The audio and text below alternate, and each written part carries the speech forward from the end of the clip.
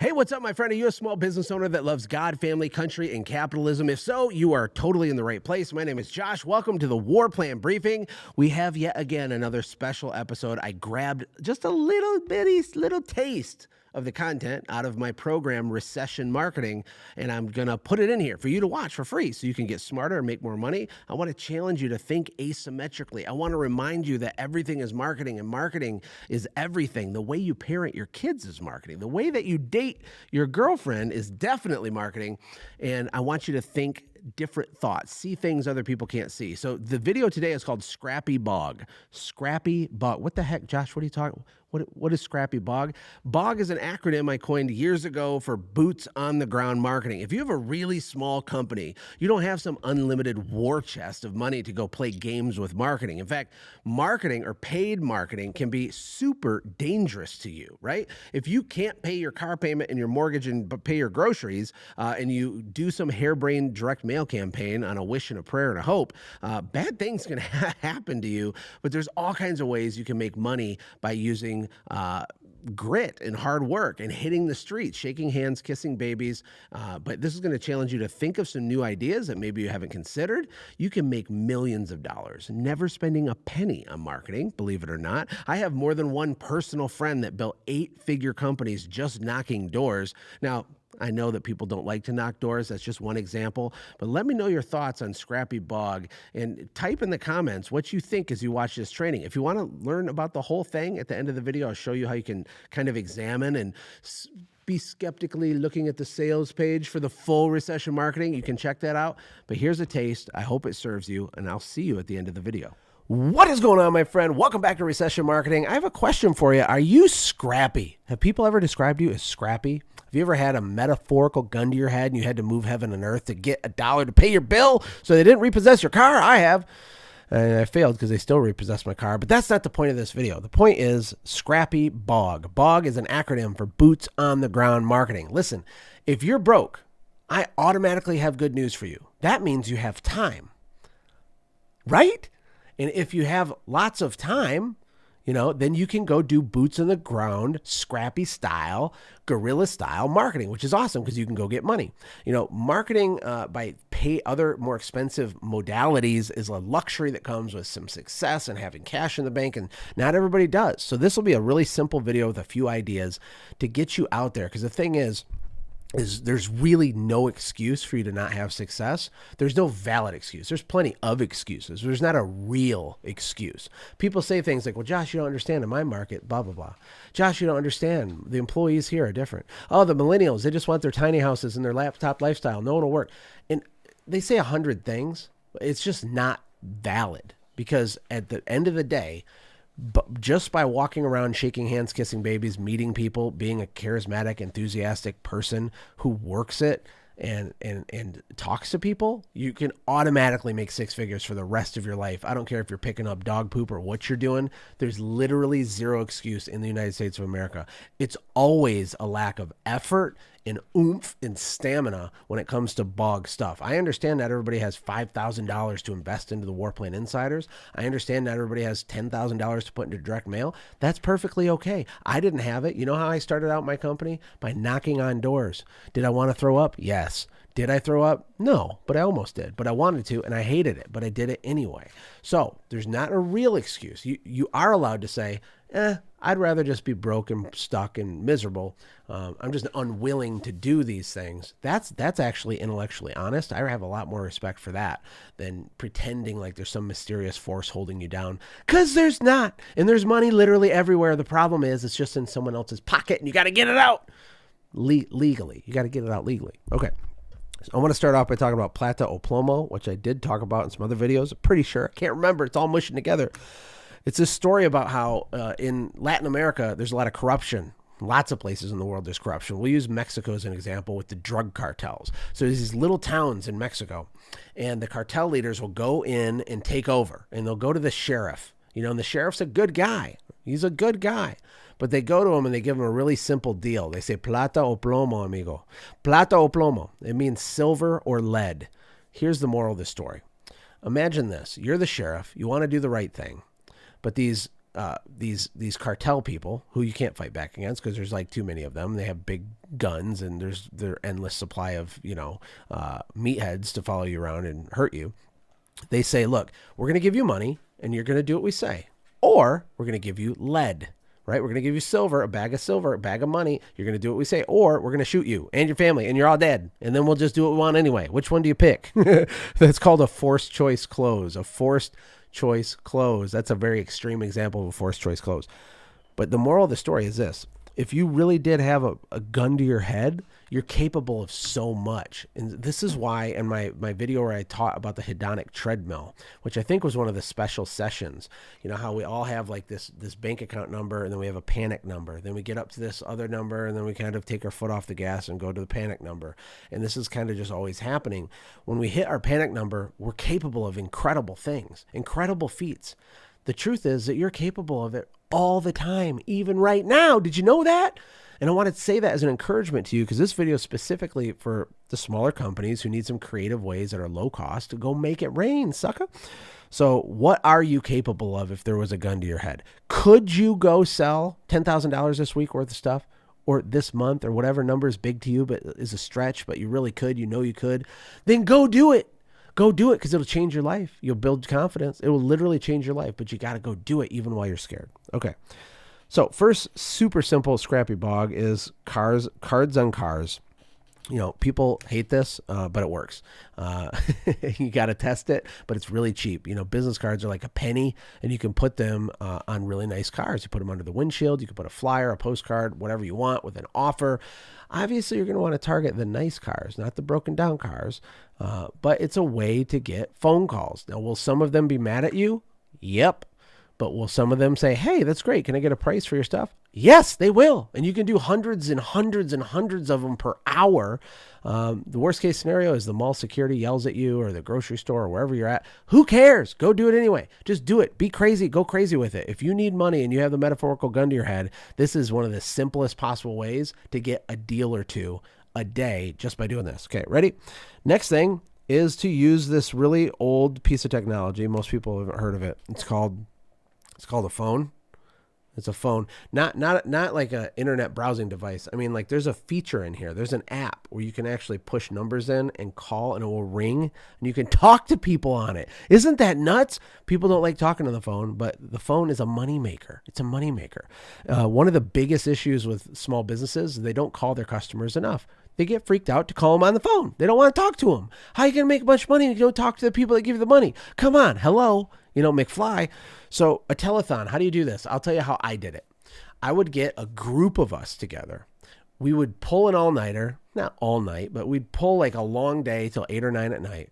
And I would print off a list of name, phone number. That's it. The only thing on the list. Now I'm going in my past customer database. I'm going and pulling the names of people that asked for an estimate but never hired us. And what I'm doing is exporting all that into a CSV file. And there'd be hundreds and hundreds and hundreds and hundreds. There's thousands of contact records in there. And it's ever so often, I would come in and we'd do like a telethon rainmaker campaign. I would get a bell. I would order pizza. I'd get a whiteboard, and 3 or 4 or 5 of us would sit in there and smile and dial, baby. You smile and dial.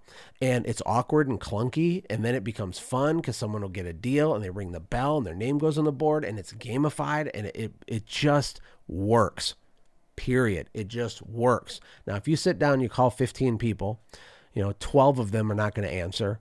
And 3 of them, one of the 3 will be mean to you, and then you'll quit and you'll give up. But that's because you're not thinking with the Plata Oplomo mentalidad. I think is mentality. I don't know. Plata Oplomo mentality. That's what you want, because everything that's stopping you from being successful is like a figment of your imagination. It's these big scary monsters that aren't real. They have no teeth. They're not scary. It's all a facade. So use the phone and call your people, bro. And by the way, the reason I only put the names and the numbers with nothing else is because here's what people do that screws it up. They sit on their CRM, they click into a record, and they're like, oh God, who is this guy? I think, he had that really angry dog. Ooh, wait, no, I think he was rude to me. Yeah, then you click back, you scroll down the list, you click the next one, and you're like overthinking each thing. It's such a freaking waste of time. All you do is rip through the list. Some people are mean. You're like, so sorry, apologies. You won't hear from us again. Take care. Boom. You just put a red highlighter. Boom. We're going to get rid of them. And the other ones are yellows or greens or however you do it. But you just do it and it's so much faster. You can do hundreds and hundreds. You could do 1,000 calls a day with 5 people with these lists, 1,000 of them, and you can make it rain like a hurricane. Okay, another thing is analog marketing. Analog just means like anything that doesn't use technology at all. So you can walk around, but you can also do yard signs if you have some money for some of those. Or you can even go more old school and do tear-off sheets. Now, I'm not saying you're going to make $1 million with tear-off sheets, but you'll make money with tear-off sheets. You know the little flyers you print on your own computer, and on the bottom it has your phone number like 10 times, and then you cut little scissors. So there's little tear-off tabs at the bottom of the flyer, and you have an offer, you have what service you have an offer, all this stuff. And what you do is you just pass them out at bulletin boards, grocery stores, restaurants. There's lots of places you can set them on the counter of convenience stores. You can put them on bulletin boards. You can tape them to the door in some cases at certain places. You literally wander around with these penny of paper, and you hang them up. But when you hang them up, here's my little ninja trick. Rip off like 3 or 4 of the tabs before you hang it up. Asymmetrical thinking, right? That way it looks like other people are already calling you. What? It actually works. It's just kind of slow and kind of weird, but it literally works. Okay. Next thing is gift cards on steroids. A lot of businesses now, they get these little plastic gift cards. They hand them out to their customers, but they're really missing it. And I think you could like 5 to 10x the results you get from your gift cards by doing it like I'm going to describe. Get the little cheap gift cards. Well, they're not super cheap. You know, if you buy 5, you might have to spend $500 or $1,000 on them, depending on how many you buy. But don't get a generic gift card. What you want to do is you want to personalize them to your employees. There's different ways to do this. You could do a small order where I had a picture of your employee on it, right? You're going to pay more per card because you're doing a small run. And then you have another run with the other employee's picture on it and name on it, and another one with the other one's picture and name on it. Or you could order just a bunch of them and then just have a spot where you have like a little label printer thing where you take a little their name and you like tape it on the back. You could do it that way. Not as good, but still all good. And the idea is you want to give limited amounts of gift cards to your staff, and you want each gift card to have like a code on it. And the code should be specific to that employee. Then you create a simple script for your employees where when they're leaving the job site, when they're all done, when the customer said, "You exceeded my expectations. This was awesome. Great job." They say, "Oh, can you do me a favor, Mrs. Jones?" This is after the customer says, "Billy, you're amazing. You crushed it today. Thanks a lot. Have a great day." Then Billy says, "Oh, thank you. That means a lot to me. Could you do me a small favor?" He pulls out the gift card. I only have a very limited handful of these, and I'm really careful on who I give them out to because it really helps me a lot if you give this gift card to someone that will actually use it. It's real money. We don't give these out. Like I said, there's a limited amount of them. I myself, my name's on this one. And it would just mean the world to me if you could give this to your weird uncle or your neighbor or somebody that wants to save a few dollars and could use services from our company. When you do that, you're basically putting pressure on Mrs. Jones to not let Billy down. And she likes Billy, and she just admitted she liked Billy, and she's in this psychological prison, and now she's going to be wandering around with this thing in her purse feeling guilty every time she hasn't handed it out. And she will hand it out, okay? On average, they will hand it out. It's these little nuanced differences that totally changes it. You see, if you're giving them their receipt and you're saying, "Okay, bye," and you give them, a brochure and it has a gift card in it, it's worthless. It's meaningless. It doesn't mean anything, right? Because you didn't frame it right. It's all about the framing. Okay, epic. Another thing you can do if you're broke is you can sell stuff, but not do the stuff yet. You can sell stuff for the spring, but take payment right now. You can sell stuff for a service that you didn't even invent yet. I've sold courses that didn't exist yet because I wanted to make sure that the offer was for an information product that people would actually want. So rather than me building a whole thing and hoping, I actually sold it, then delivered on it. And if only a few people would have bought, I would have refunded them and not wasted my time building it. Can you see it? Now, you got to be careful with this, okay? This is a robbing Peter to pay Paul situation, but if you are in an emergency pinch of a situation, there is not many ways easier to raise cash than if you're in the dead of January, February, and there's no money and you know you're going to do work for all these customers, these loyal customers that love you, is give them early bird discounts. You call them, you collect payment to reserve their spot now, and it juices your account. Now, yes, you have to go do the work later and you're not collecting the money because you already did, but it can be a lifesaver for people. And there's been many occasions, smaller companies I've worked with, that's been the case for them. Another idea is personalized videos. Personalized, not talking about anything fancy. I'm just talking about using your phone and making a video and sending it to one person. Make a 15-second video and send it to one person and do that 100 times. You know how can someone not reply to your video when you're like, hey, Mary, I don't know if you remember me. It's Josh over at ABC Service Supply. Super quick. I'm embarrassed, but I never left myself a note in our system. You can see I'm logged in right now on when you're supposed to be scheduled for your next service. I'm pretty sure it's right now. I could be wrong. I see our last service was here, but I didn't take any notes on what you were kind of expecting. So sorry to bug you. Listen, if I don't hear from you, I'll check in later. Let me know. Boop. Send the video to that person. What if you did that 100 times? It costs no money to do it. 90+% of the people are going to reply to you, right? And you're going to make a whole bunch of money. Can you see it? Ashley's sitting off camera. Can you see it? Are they going to make a whole bunch of money or a little bit of money, Ash? Whole bunch of money. Okay. And then another cool idea is if you have time, write a book. Become an author, write an ebook, write a checklist, write a pamphlet, write a little guide, write some sort of thing. Position yourself as an expert of your thing, right? So, the 5 things homeowners need to understand about unscrupulous maid services or something. And you put it in, you put chapters, you write it, you get it produced into a physical thing, and you hand it out to people when you give them the price.